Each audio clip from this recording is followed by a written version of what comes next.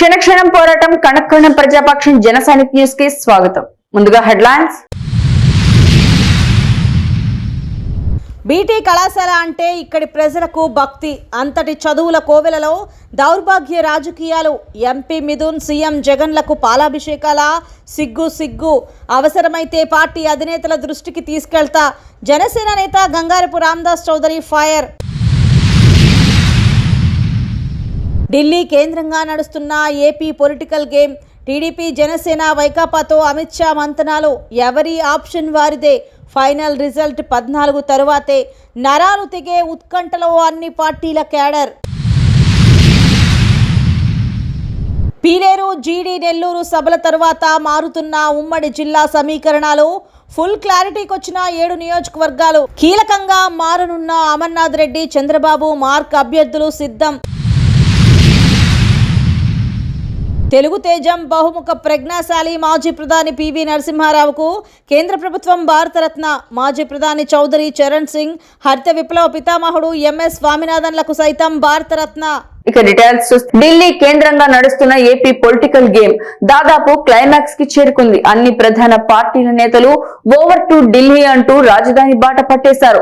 బుధవారం అమిత్ షా పిలుపు మేరకు ఢిల్లీకి వెళ్లారు. టీడీపీ అధినేత చంద్రబాబు అర్ధరాత్రి మంతనాల తర్వాత ఏమై తేల్చారు? పొత్తు కహాని ఎందాక వచ్చిందనే ప్రశ్నల్ని ప్రశ్నలుగానే ఉంచుతూ గురువారం మధ్యాహ్నం హైదరాబాద్ రిటర్న్ అయ్యారు. బాబు జనసేన అధ్యక్షుడు పవన్ తో సమావేశమై అమిత్ షాతో తన మంతనాల సమాచారాన్ని వివరించారట. ఆ వెంటనే without gap Pawan Kalyan Delhi tour షురూ చేశారు. ఇదే గ్యాప్ లో ఏపీ సీఎం, వైసీపీ అధినేత జగన్ కూడా ఢిల్లీకి ఆకస్మిక పర్యటన పెట్టుకోవడం పొలిటికల్ సీన్ లో మరింతగా రక్తి కట్టేశాయి. మోదీతో భేటీ అయిన జగన్ అక్కడ ఏం మాట్లాడతారు? ఏపీ రాజకీయాల ప్రస్తావన వస్తుందా అంటూ హెడ్లైన్ వార్తల నిండా క్వశ్చన్ మార్కులే. ఈ సందేహాస్పద రాజకీయం మరో 4 రోజుల పాటు కంటిన్యూ అవుతుందట. ఎందుకంటే బీజేపీ ఢిల్లీ పెద్దల బిజీ షెడ్యూల్ కారణంగా ఏపీలో విపక్షాల పొత్తు కహాని పెండింగ్ లో పడింది. ఈ నెల 12 తర్వాతే పొత్తులపై స్పష్టత వస్తుందనేది ఢిల్లీ తాజా ఖబర్. అమిత్ షా ఎదుట 2 ఆప్షన్లను పెట్టారట చంద్రబాబు.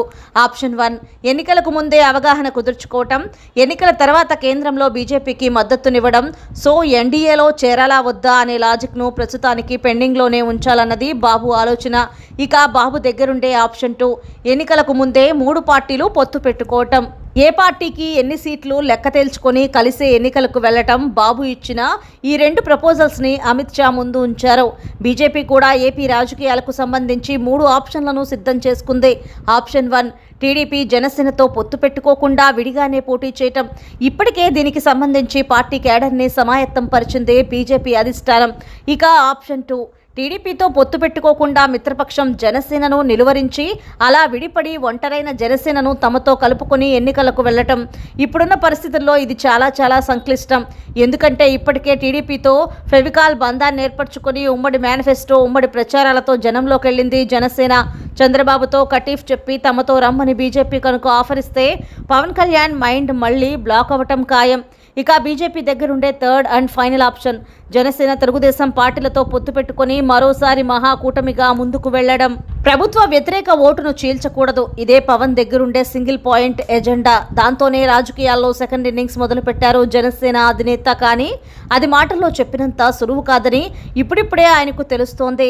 ఏడాది కాలంగా తాను బీజేపీ కలిసే ఉన్నప్పటికీ చంద్రబాబుకు బీజేపీకి మధ్య దూరం తగ్గించడానికి పవన్ చేస్తున్న ప్రయత్నాలు మాత్రం ఎప్పటికప్పుడు బెడిసి కొడుతూనే ఉన్నాయి. ఇప్పుడు పవన్ వేసిన ఢిల్లీ టూర్ 3 పార్టీల పొత్తుకు శుభం కార్డు వేస్తుందా? టీడీపీ, బీజేపీ మధ్య పవన్ చేస్తున్న రాయబారం ఫలిస్తుందా? చంద్రబాబు ఇచ్చిన ఆప్షన్స్ ని, అమిత్ షా పెట్టిన కండిషన్స్ ని పవన్ ఎలా బ్యాలెన్స్ చేస్తారో? ఇలా పిచ్చిలేపే చిక్కు ప్రశ్నలతో 3 పార్టీల క్యాడర్ కి నరాలు తెగిపోతున్నాయి. ఇక్కడ ఎంపీ మిథున్ రెడ్డి, ముఖ్యమంత్రి జగన్మోహన్ రెడ్డి ఫోటోలకు వైసీపీ నాయకులు పాలాభిషేకం చేయడం హాస్యాస్పదం. చదువుల కోవెల బీటీ కళాశాలకు ఏం ఉద్ధరించారని, చారిత్రక బీసెంట్ హాల్ వేదికగా పాలాభిషేకాలు చేస్తారని జనసేన నాయకులు రామదాస్ చౌదరి మండిపడ్డారు.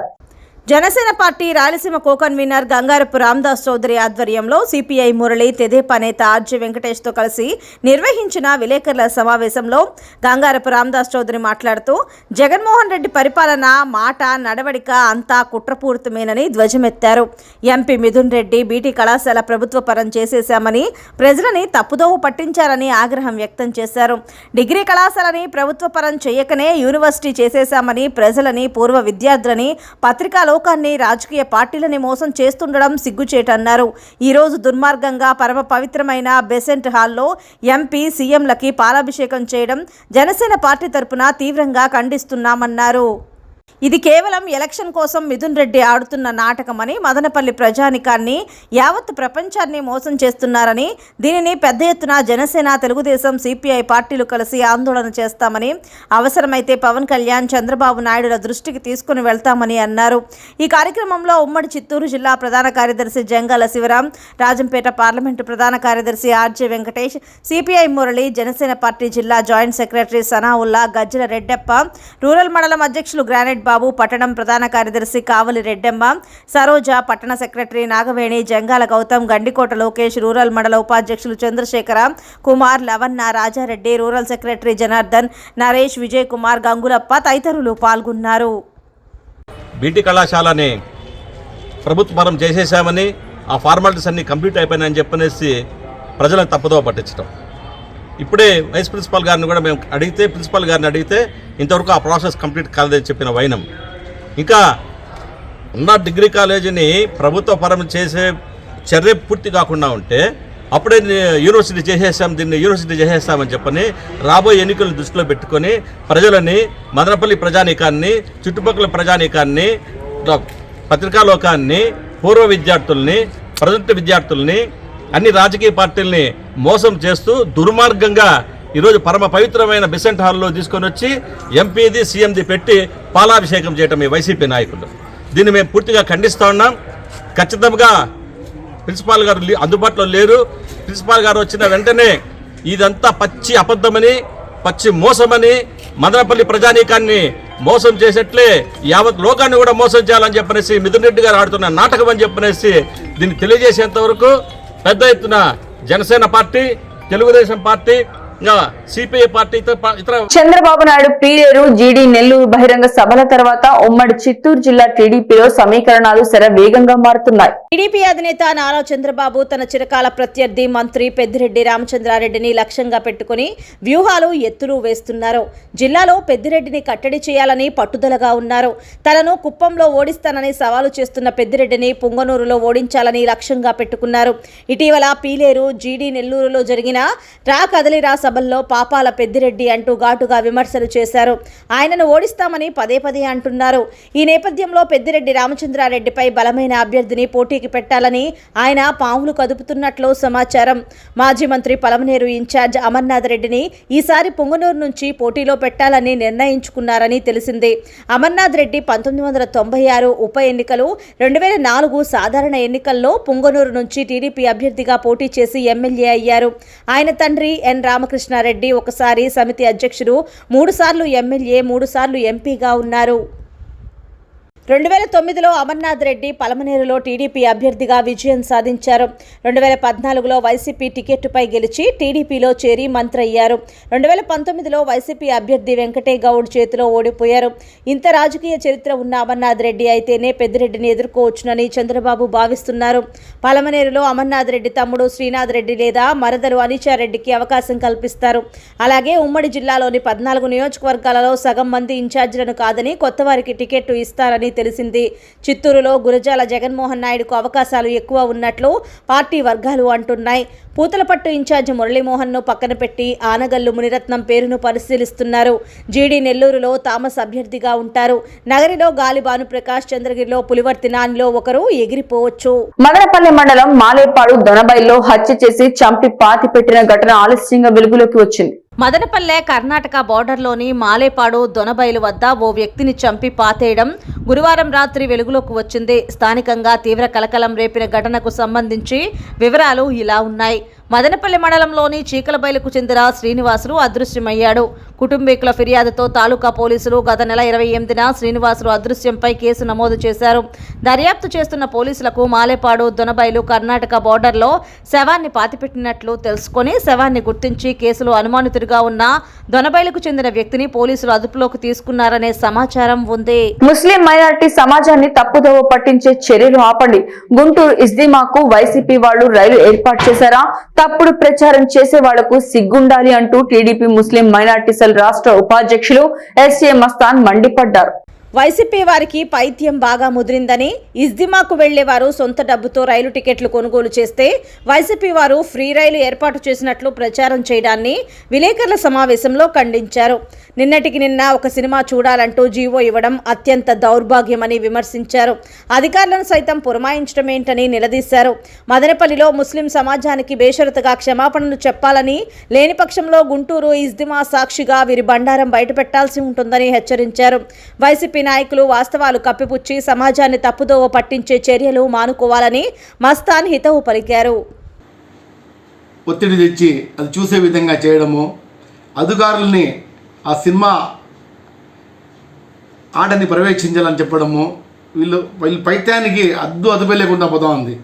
ఈరోజు చూస్తే నిన్న చూస్తే వైఎస్ఆర్సీపీ ముస్లిం మైనార్టీ నాయకులు ఒక ప్రకటన వెల్లడించారు. గుంటూరులో శుక్రవారం, శనివారం, ఆదివారం జరిగే ఇస్తమాకి మదనపల్లె నుంచి వైఎస్ఆర్సీపీ పార్టీ ఫ్రీ ట్రైన్ సమకూర్చిందంట. దీంట్లో ఏమాత్రమైన నిజం ఉందా అని నేను వైఎస్ఆర్సీపీ నాయకుల్ని పెట్టినాను. ఎందుకంటే ఒక ఇస్తమా కార్యక్రమం ఒక ఆంధ్రాలోనే కాదు, భారతదేశంలోనే కాదు, ప్రపంచ దేశాల్లో ఎక్కడ జరిగిన ఇస్తమా అనేది అక్కడ ఏ ఒక్క రాజకీయ పార్టీ ప్రమేయం ఉండబోదు. కేవలం ప్రభుత్వ సహకారం మాత్రం తీసుకోవడం జరుగుతుంది. ఇస్తమాలకి ఏ ఒక్క రాజకీయ పార్టీ ప్రమేయం కానీ, ఏ ఒక్క రాజకీయ పార్టీ నుంచి విరాళాలు కానీ, ఒక ఎమ్మెల్యే, మంత్రి, ఎంపీ ఎవరిదైతేనేమి ఇతర కమ్యూనిటీల నుంచి విరాళాలు సేకరించడం జరగదు. వాళ్ళ నుంచి ఎటువంటి పరిహారం కూడా తీసుకోవడం కూడా జరగదు. అటువంటి ఇస్తమాన్ని కూడా ఈరోజు తెలుగు తేజం బహుముఖ ప్రజ్ఞాశాలి మాజీ ప్రధాని పివి నరసింహారావుకు కేంద్ర ప్రభుత్వం భారతరత్న అవార్డు ప్రకటించింది. మరో మాజీ ప్రధాని చౌదరి చరణ్ సింగ్, హరిత విప్లవ పితామహుడు ఎంఎస్ స్వామినాథన్లకు సైతం భారతరత్న పురస్కారాన్ని ప్రకటించారు. ఈ మేరకు ప్రధాని మోడీ ట్వీట్ చేశారు. కాగా ఇటీవలే ఎల్కే అద్వానీ, కర్పూరి ఠాకూర్కు కూడా కేంద్రం భారతరత్న పురస్కారం ప్రకటించిన విషయం తెలిసిందే. దీంతో రికార్డు స్థాయిలో మొత్తం 5గురికి ఈ ఏడాది 5 భారతరత్న అవార్డులు ప్రకటించినట్టయింది. సాధారణంగా ఏడాదికి 3 భారతరత్న అవార్డులు ఇస్తారు. కానీ ఈ ఏడాది ప్రభుత్వం 5గురికి ప్రకటించడం విశేషం. చౌదరి చరణ్ సింగ్, పివి నరసింహారావులు దేశ ప్రధానమంత్రులుగా సేవలందించారు. ఇక హరిత విప్లవ పితామహుడైన ఎంఎస్ స్వామినాథన్ దేశానికి ఎనలేని సేవలు అందించారు. న్యాయవాదిగా, విదేశీ వ్యవహారాల మంత్రిగా కూడా ఆయన పనిచేశారు. తెలుగు రాష్ట్రాల ప్రజలకు హెచ్చరిక. నెల ముందే వచ్చేసిన వేసవికాలం ఫిబ్రవరి 2వ వారం ఇంకా పూర్తి కాలేదు. అప్పుడే భానుడి ప్రతాపం కనిపిస్తోంది. గడిచిన 2-3 రోజుల నుండి 36 డిగ్రీల వరకు ఉష్ణోగ్రతలు నమోదవుతున్నాయి. ఒక్కసారిగా మారిన వాతావరణంతో ప్రజలు ఇబ్బందులు పడుతున్నారు. అయితే ఈసారి ఎండలు ముందే రానున్నాయని, గత ఏడాది కంటే కూడా ఎండలు ఎక్కువగా ఉండనున్నాయని వాతావరణ శాఖ అధికారులు అంటున్నారు. అంతేకాదు, వాతావరణ శాఖ ముందస్తుగా తగిన ఏర్పాట్లు చేసుకోమంటూ కొన్ని హెచ్చరికలను జారీ చేసింది. మామూలుగా మార్చి నెల మధ్య నుండి సమ్మర్ ఎఫెక్ట్ మొదలవుతుంది. కానీ ఈ సంవత్సరం నెల ముందు నుంచే, అంటే ఫిబ్రవరి ఎండింగ్ నుంచి సమ్మర్ సుర్రు మనడానికి రెడీ అవుతుందని వాతావరణ శాఖ తెలిపింది. అయితే ఇందుకు తగిన జాగ్రత్తలు తీసుకోకపోతే ప్రమాదం తప్పదని హెచ్చరిస్తున్నారు నిపుణులు. దీనంతటికీ కారణం వాతావరణంలో ఏర్పడిన ఎల్నినో ఎఫెక్ట్ అని అంటున్నారు నిపుణులు. దీనివల్ల భూతాపం ఎప్పటికప్పుడు పెరుగుతుంది అని అంటున్నారు. అయితే ఈ వేసవిలో వడగాల్పుల ప్రభావం చూపనుంది అని, సమ్మర్ మొత్తంలో హీట్ వేవ్స్ కొన్నిసార్లు ఎఫెక్ట్ చూపిస్తుందని అంటున్నారు నిపుణులు. అయితే తగిన జాగ్రత్తలు తప్పనిసరి అంటున్నారు. 9వ ఇండియా ఇంటర్నేషనల్ సైన్స్ ఫెస్టివల్ లో ప్రఖ్యాత ఇంజనీరింగ్ కళాశాల Madanapalle institute of technology and science నందు విద్యార్థులు న్యూ ఏజ్ టెక్నాలజీ షోలో ప్రతిభ కనబరిచినట్లు కళాశాల ప్రిన్సిపల్ డాక్టర్ సి యువరాజ్ తెలియజేశారు. ఇటీవల జాతీయ స్థాయిలో హర్యానాలో జరిగిన ఈ ఫెస్టివల్లో BTech computer science and engineering, artificial intelligence 3వ సంవత్సరం చదువుతున్న ఎం విశ్వనాథ్, 2వ సంవత్సరం చదువుతున్న P Arif, computer science and engineering, data science 3వ సంవత్సరం చదువుతున్న జి బిందుశ్రీ మరియు జి జయశ్రీలు ఆర్డునో కార్ ప్రోటోటైప్ ను ఇందులో ప్రదర్శించి వివరించినందుకు గాను విద్యార్థులను ప్రశంసించినట్లు ప్రిన్సిపల్ తెలిపారు. బ్యాటరీతో పనిచేసే ఆటోమేటిక్ సెల్ఫ్ డ్రైవ్ కార్ తయారీ విధానం మరియు దానికి సంబంధించిన ప్రోటోటైప్ ను ఇందులో ప్రదర్శించినట్లు ఆయన వివరించారు. విద్యార్థులకు ప్రశంసా పత్రాన్ని అందించినట్లు ఆయన చెప్పారు. ప్రతిభ కనపరిచిన విద్యార్థులను కళాశాల correspondent doctor N Vijayabhaskar Chowdary, executive director Keerthinathella, principal doctor C Yuvaraj, విభాగాధిపతి డాక్టర్ చొక్కనాథం, అధ్యాపకులు మరియు విద్యార్థులు అభినందనలు తెలియజేశారు. క్షణక్షణం పోరాటం, కణక్షణం ప్రజాపక్షం. జన సైనిక్ న్యూస్ ఇంతటితో సమాప్తం. తిరిగి రేపటి బులెటిన్ లో మళ్ళీ కలుసుకుందాం.